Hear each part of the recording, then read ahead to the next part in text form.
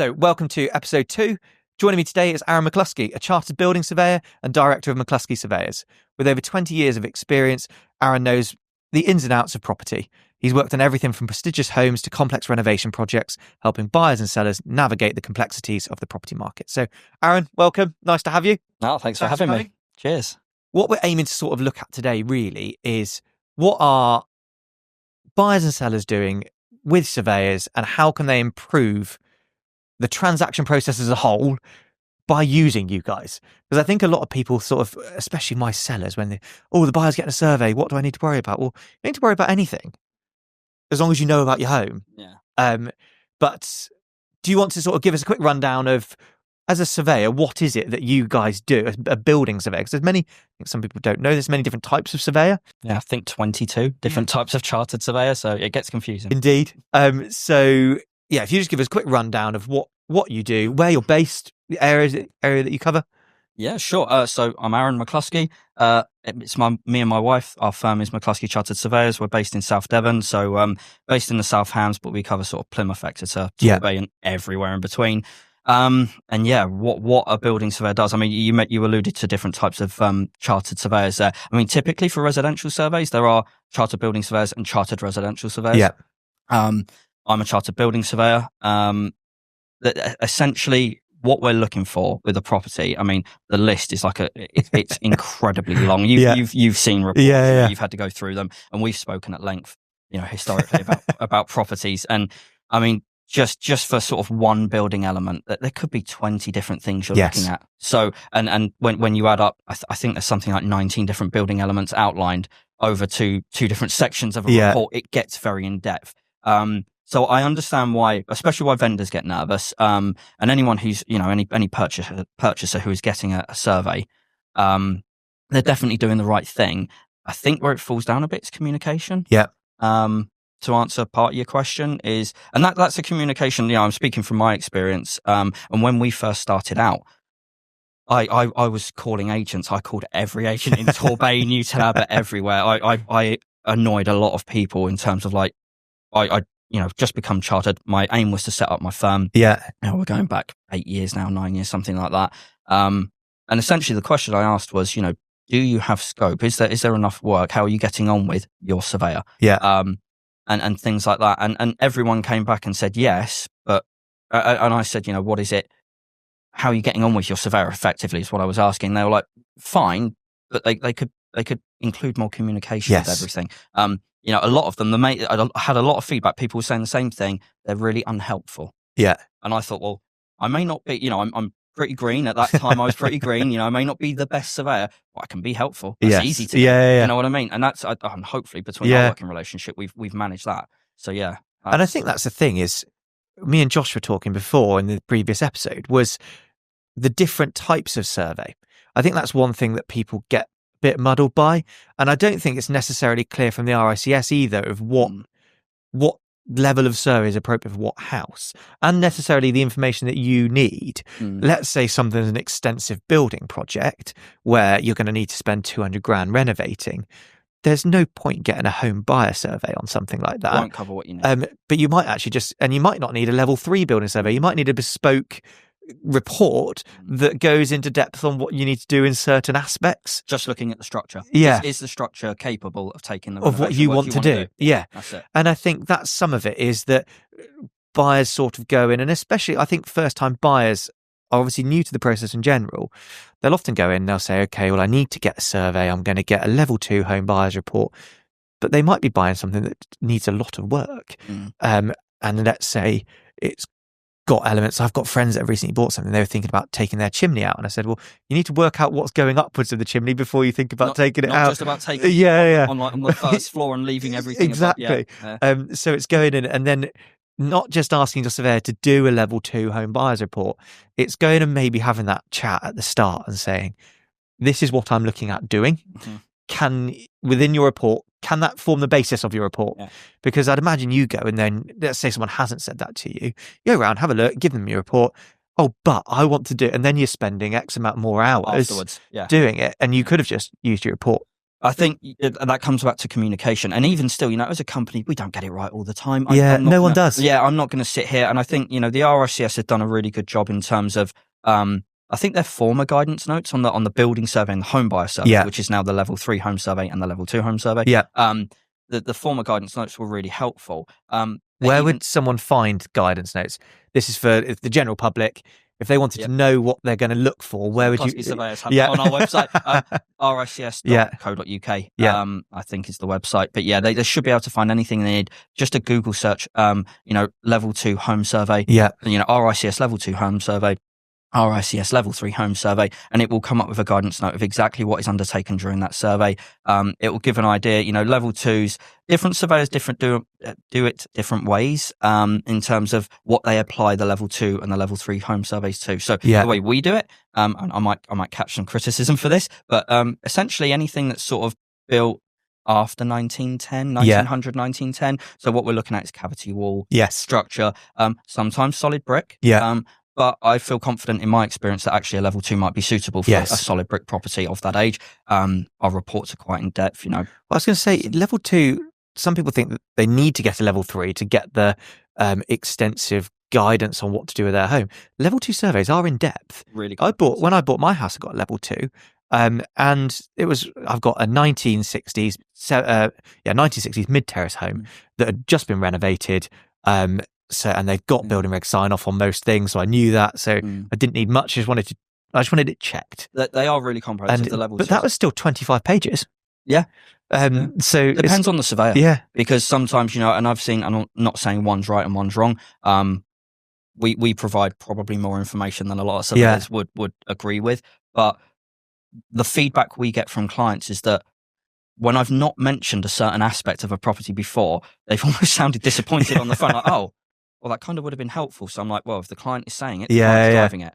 It's a customer driven service. So, our level, what difference between the level 2s and the level 3s? The level of inspection for us is largely the same. Yes. We will go above and beyond with a level 3 in terms of if we find a defect. Yeah. I'm trying to nail it down exactly what is causing it. Yes. If I can't, that's the root cause of that issue. The root cause of it. I'm not saying, well, it's damp, so you need a damp specialist. Yeah. Like, okay, it may need a damp specialist, but I'm actually saying it's damp because there's high external ground levels, yes, or there's a burst pipe in the wall or the floor. Yeah. Do you know what I mean? So yeah. That's where the real in-depth analysis comes in on both reports, actually, not just the level 3.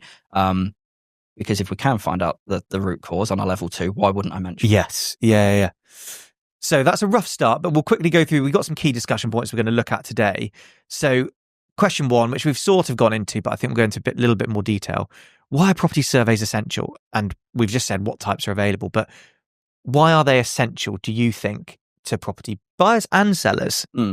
So the reason, my opinion, is why they're essential, and we hear it quite a lot from friends and family, more than anyone, I think, is that, and actually people, we do get it from customers. Oh, my dad's a builder. My uncle's a builder. Yeah.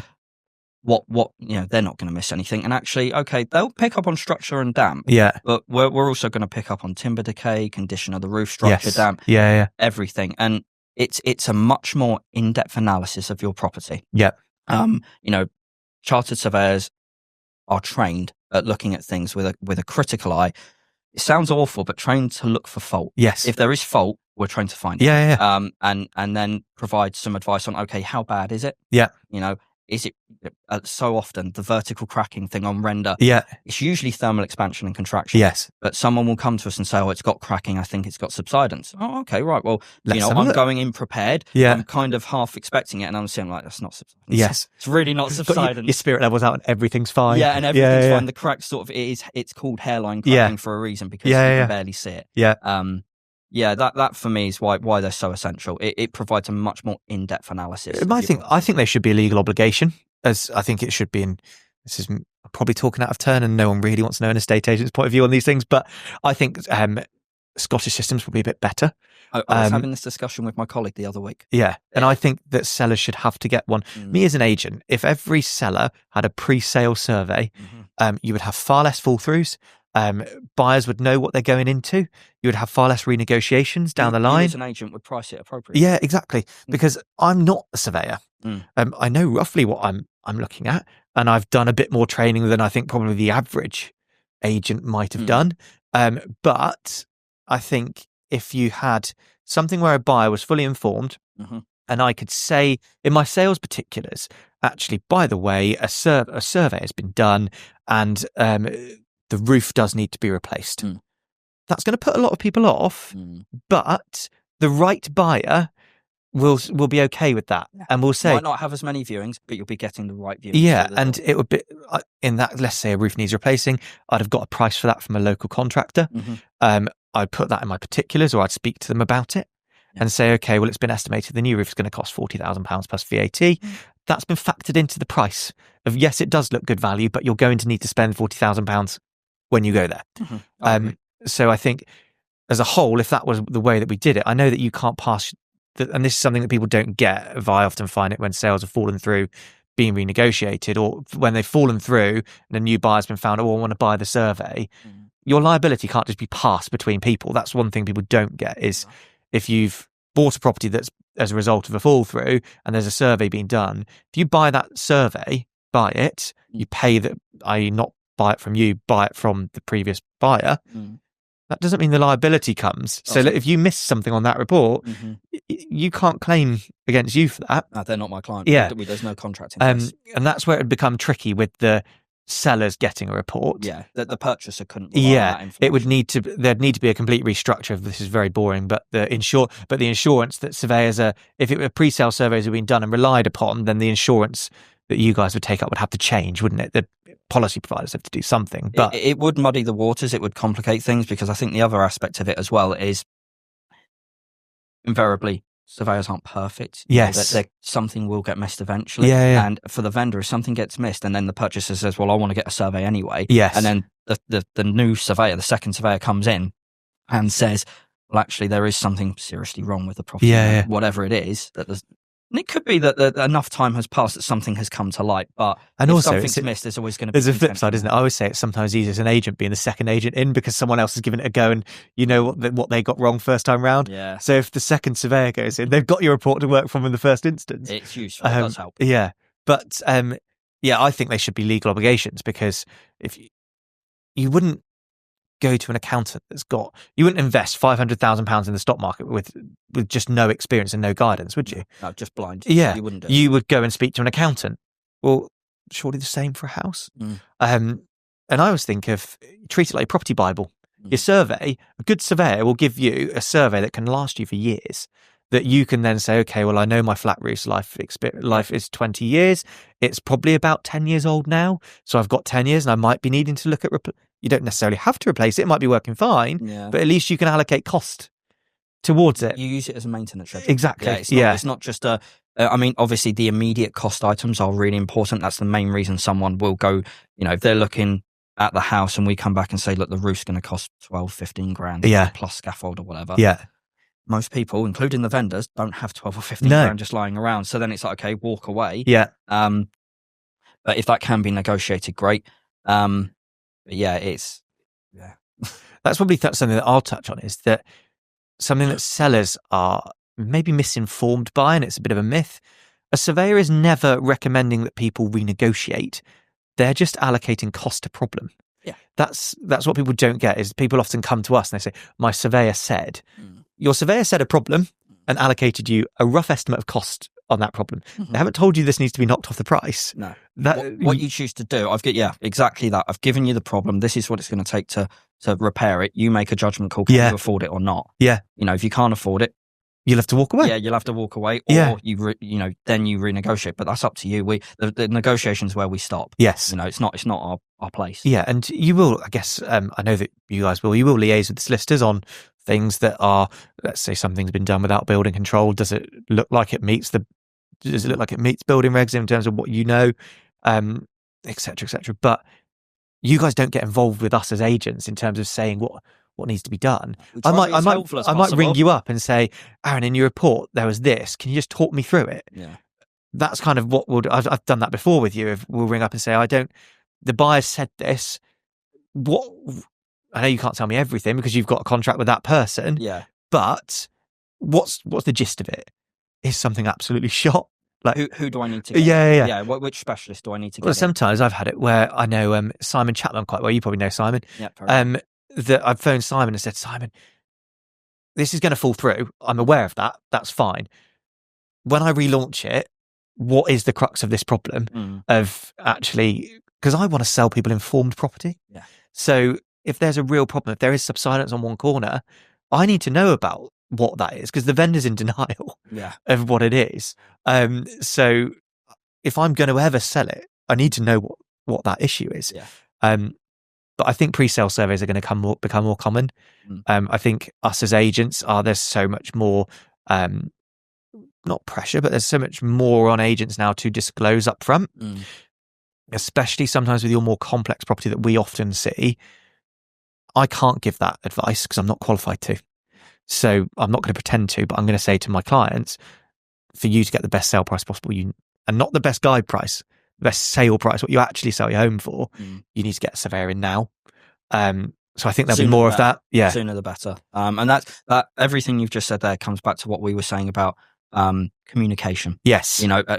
Helping out, obviously we have our contract with our clients. We're not there to breach that in any way. But, with expressive written permission, consent, in our contracts, which is what we have that option. If our client doesn't sign it, we can't talk to you. Yes. If they do sign it, then obviously when we've outlined the limitations of what we can discuss. So, okay, you might come back and say, like, the vendors mentioned this, or sorry, that the purchasers mentioned this. Yes. They want these works doing. What is it? And I can say, okay, well, it's structural roof issues or whatever it is. You need a structural engineer to sign it off. Yeah. Because if another surveyor goes in there and sees all this work, first question they're going to ask is, where's the structural sign off? Yeah. Do you know what I mean? Yeah. And it's just little nuances like that that will really help. Fine. Next point. What are the most common structural issues that you come across? The common ones that I come across, I've had a spate of them recently, is roof alterations. Yeah, okay. It's the weirdest thing to either make more space for storage or for loft conversions. And having them, and then checking my desktop study on my iPad and realizing there's no building control sign off. There's no structural engineers been involved. It's just either, the people who live there, or maybe they employed a carpenter who has, a bit of knowledge, which is great. And I've got a carpentry background, so I can tend to tell whether it's been done kind of right. But even in that instance, if it's got no structural engineer sign off, insurance wise, it's not covered. So I think that's what people don't get, is that when you're sometimes doing works, you're invalidating your own insurance on your property. There's so many things that could change. But that's one of them. I mean, subsidence, as big of an issue as it is, I don't come across it often. There's probably been in the 7 or 8 years we've been going now, maybe 3 times I think I've said this needs to be monitored. Likely underpinning required. Cavity wall tie failure, that comes up quite a bit with regards to, properties, again, in my experience, older than 50 years old.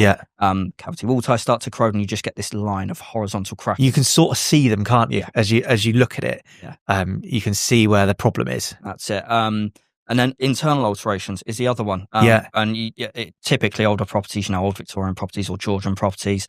And normally, I don't know why, it's always in the hallway. You can see the heads of the doors, they're leaning. The hallway's leaning. And it's usually where an internal wall, I don't know why, it's usually where an internal wall has been sort of removed. And then the floor structure's sagging or just isn't properly supported at all at one end or in the middle.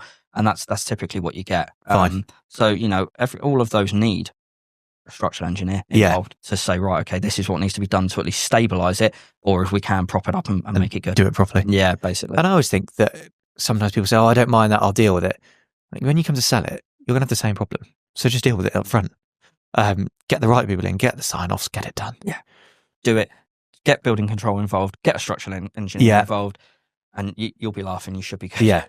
And so, on the back of that, what are the hidden costs though? So you said what's the thing you quite often see, but what are the hidden costs, hidden problems you often see go unnoticed? So let's say someone's not had a survey when they've bought.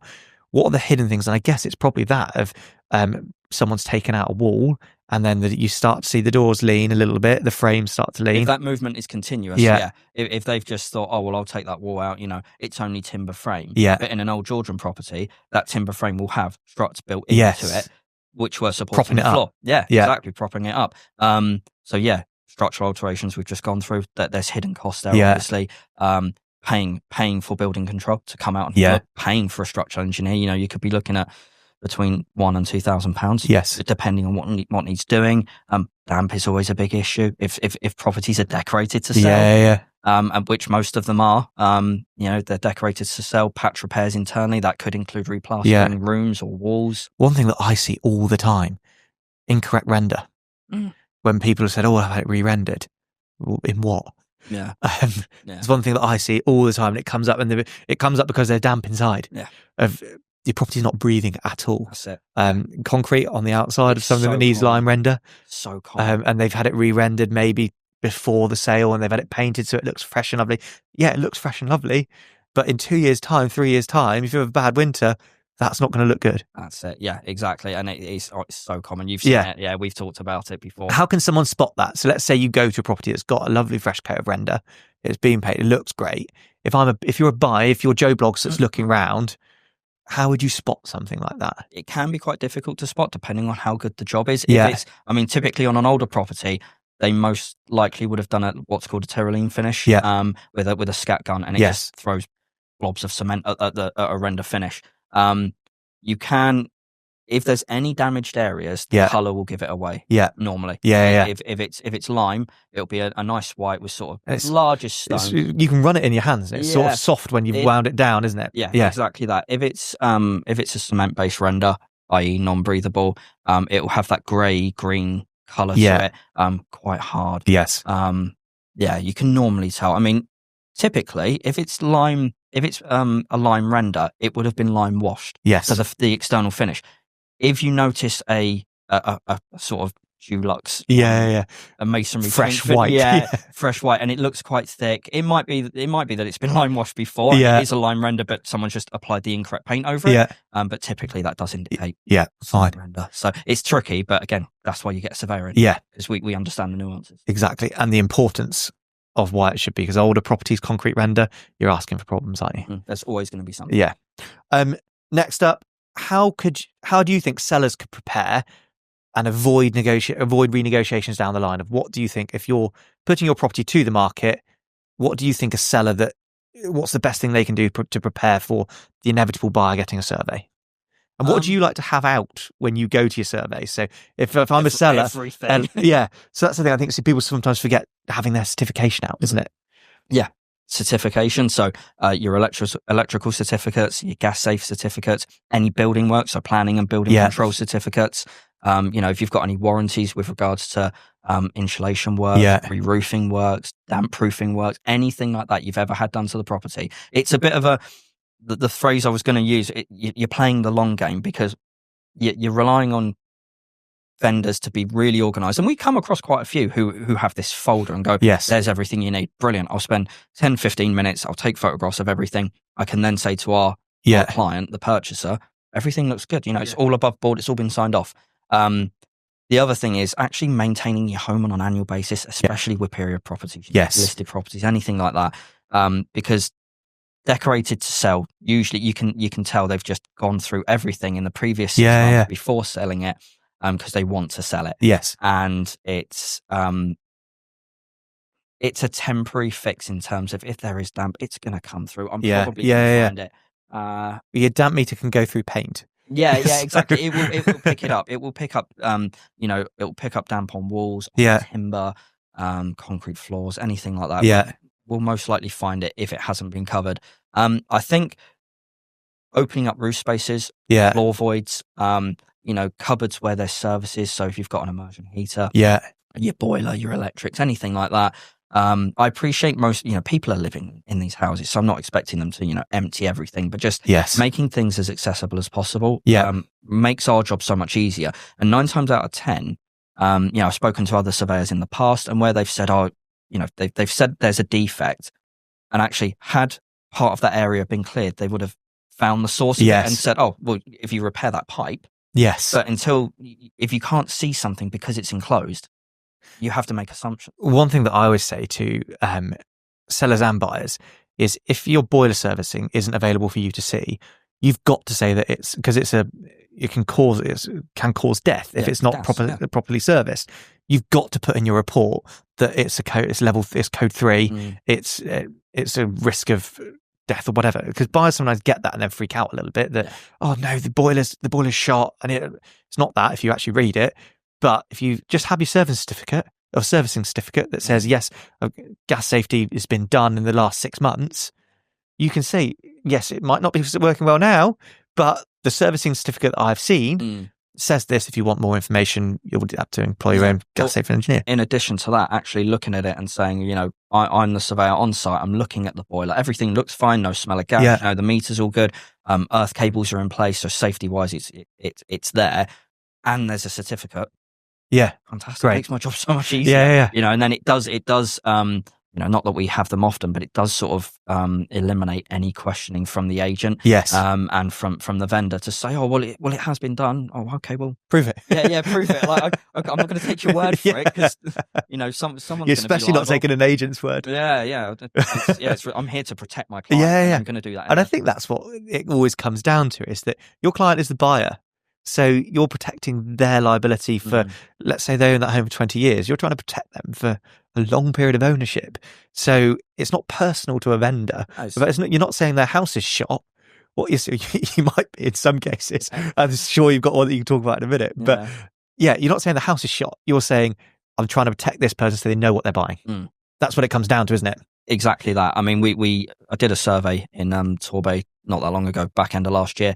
And it was, I think that the house was 8 years old, 9 years old, something like that. And the vendor was, I mean, he was friendly enough. Yeah. But there was an aggressive point there, as if like, well, you're just here to find fault and negotiate the price. I'm like, well, no, if there is fault, we will find it. Yeah. You don't care about the price paid. Not really. Makes no odds to you. It's up to our client. Yeah. We will give them the facts. Yes. This is what's wrong. This is what it's going to cost to put it right.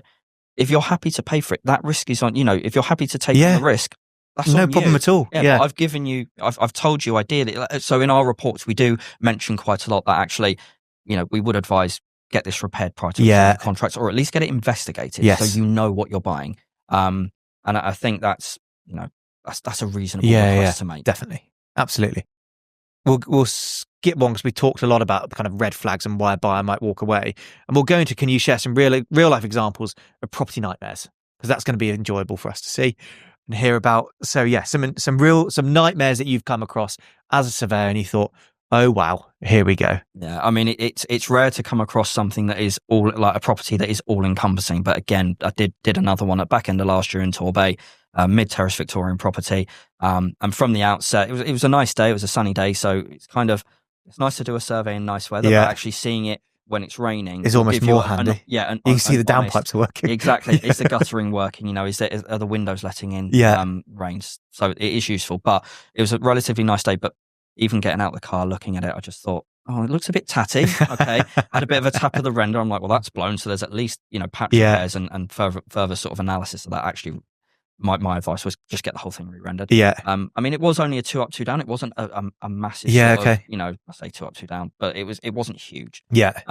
Internally, open the door and the smell of damp just hit you. Mold everywhere. There was penetrating damp. There was clearly been an old burst pipe there, in the kitchen, and a leak to one of the waste pipes in the bathroom. So there was just mold everywhere, damp staining everywhere. The windows were shot. They were old single glazed timber sashes. They need to be done. The roof coverings, oddly enough, were brand new, but so I mentioned structural roof alterations. Yeah. This was one of the properties that I looked in, and it was, I mean, so literally head to toe. It was what they'd done. The roof coverings were new, and it was head to toe, it was, but the original roof structure had bowed and was left in there, and they put a new roof structure over it. But again, that would take a building control. Yeah. That would take building control sign off to sign that off, and I immediately knew it didn't have that because on the on our desktop study, it basically there wasn't anything with regards to building control. The insulation wasn't thick enough. There was no ventilation. The timbers definitely weren't big enough to take the new roof in terms of modern standards. And it was just so I went back to the client, and oddly enough, they were like, yeah, we it's a project for us. Yeah. Okay. Are you aware of how big a project? Thankfully, it was a level 3 that I did. So level 3 home survey, gave them estimated costs, gave them a list of trusted professionals, trades and structural engineers. And they were like, yeah, we're happy to take it on. Yeah. Like, none of that really scares us. Yeah. Like, okay, that's a rare occurrence. Do you know what I mean? So it was for a surveyor looking at it really, really interesting. Yes. Had it been a different vendor, I would have been, I knew they were refurbishing it in a project. But had it been a different vendor, I may well have called them up during the survey and actually said, look, are you sure? I've been here, half an hour, 45 minutes. This is what I've found so far. I'm not finished. Yeah. Estimate cost based on what I'm seeing, it could be a bit inflammatory, but 50 grand, 75 grand, whatever it was. And they could have said, no, we're walking away, just cut the survey. Just walk away. I think you and I both sing off the same hymn sheet here. If I want informed buyers and I want informed sellers. As long as I've got both of those, then it's going to be a straightforward transaction. Those buyers, obviously the right buyers for that house. They knew what they were going into. They were getting the right advice. They were informed. They were probably checking that there wasn't anything that they didn't already know about with you. Yeah. And I think that's sometimes when I sell a fair bit of development property. With development property, I still recommend that buyers get a survey because there might be something you don't know about and I don't know about that's going to be within your costings. If they've budgeted, say, 100 grand to do this really upmarket development, but there's underpinning that's going to take up 50% of that budget. Or you've got to completely redo the drainage system and you've got to put a new drainage field in. You've lost all of your money is done. And if I'm selling to a developer, I want to get that sale back. So buy informed property. And do it that way. So I think that's the long and short of it, isn't it? That we both see is get good advice up front. A good surveyor will help you with what survey you need for your property. They're not just going to go out and do any survey on any property. Doing your research on your surveyor. Sorry to interrupt, but doing your research on your surveyor. I would always say pick local. Yes, absolutely. The customer service, you've mentioned Simon Chapman before, obviously ourselves, anyone local, family run business most likely will give you a better service. It's not just the winning the work, there'll be plenty of communication to win the work. It's obviously once the report's gone out there, the clients, we get it a lot. We offer phone calls to our clients, Zoom calls. If they need to meet us on site, we meet them on site. There's no extra cost for it. We price our surveys accordingly, so we're not the cheapest. No. But we try and give as much as we can in terms of. I think solicitors and surveyors are two things that don't ever get the cheapest one. Don't get me wrong; it's not going to be money that you're going to see necessarily immediately come back to you, but you will in the long run. So it's a good investment to make up front. 100%. You're buying. Yeah.